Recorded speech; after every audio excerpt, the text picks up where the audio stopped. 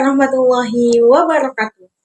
Halo semuanya, pada kesempatan kali ini saya akan menjelaskan bab yang ketujuh yaitu sumber utama studi Islam untuk memenuhi tugas mata kuliah pengantar studi Islam.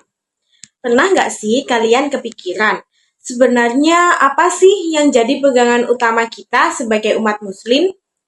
Kok sering banget dengar kembali ke Al-Quran dan Sunnah? Nah, di video ini saya akan menyampaikan tentang kenapa Al-Quran dan hadis itu penting banget, terutama dalam hal pendidikan dan cara kita menjalani hidup dengan sehari-hari. Yuk kita bahas bareng-bareng. Pada yang pertama, yaitu Al-Quran. Ini bukan cuma kitab suci yang kita baca saat ibadah, tapi juga panduan hidup lengkap, mulai dari bagaimana kita berpikir, bersikap, sampai tujuan hidup kita. Semuanya udah ada arahnya di sana. Al-Quran ngajarin bahwa manusia itu lahir dalam keadaan suci, dan tugas kita adalah menjaga kesucian itu lewat belajar, berbuat baik, dan tetap dekat sama Allah. Dari Al-Quran ini, lahirlah konsep pendidikan Islam. Ajarannya dijelaskan lagi melalui hadis, lalu dikembangkan oleh ulama jadi teori sampai akhirnya jadi sistem pendidikan yang kita kenal sekarang. Jadi, kalau ditanya kenapa pendidikan Islam beda, jawabannya karena dasarnya datang dari wahyu, bukan sekedar pemikiran manusia. Nah, sekarang kita masuk ke hadis. Hadis itu ibarat tutorial atau petunjuk praktis dari Nabi Muhammad SAW tentang bagaimana menjelaskan isi Al-Quran. Banyak ayat yang maknanya luas dan hadis hadir untuk menjelaskan cara prakteknya. Maknanya, Al-Quran dan hadis itu nggak bisa dipisahin.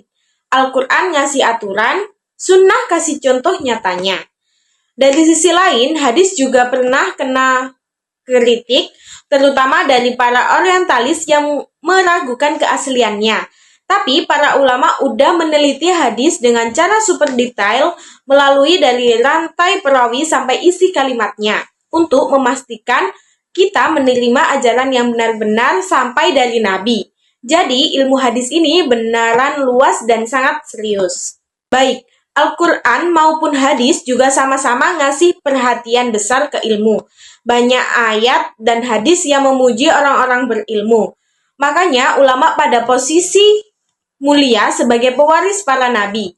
Mereka bukan cuma ngajarin ilmu agama, tetapi juga jadi teladan menjaga kebenaran ajaran Islam dan nuntun umat biar nggak salah jalan. Jadi, kesimpulannya dari materi tersebut adalah Al-Quran dan hadis adalah pondasi besar dalam hidup kita sebagai muslim. Dari keduanya, kita belajar gimana caranya hidup yang baik, cara belajar yang benar, dan apa tujuan kita di dunia. Dengan bimbingan ulama, ajaran Islam bisa terus terjaga sampai hari ini. Semoga kita bisa terus mengambil manfaat dari dua pedoman ini dalam hidup sehari-hari. Sekian materi yang bisa saya sampaikan atau yang bisa saya jelaskan. Mohon maaf apabila ada kesalahan kata atau materi yang disampaikan kurang jelas. Mohon dimaafkan. Wassalamualaikum warahmatullahi wabarakatuh.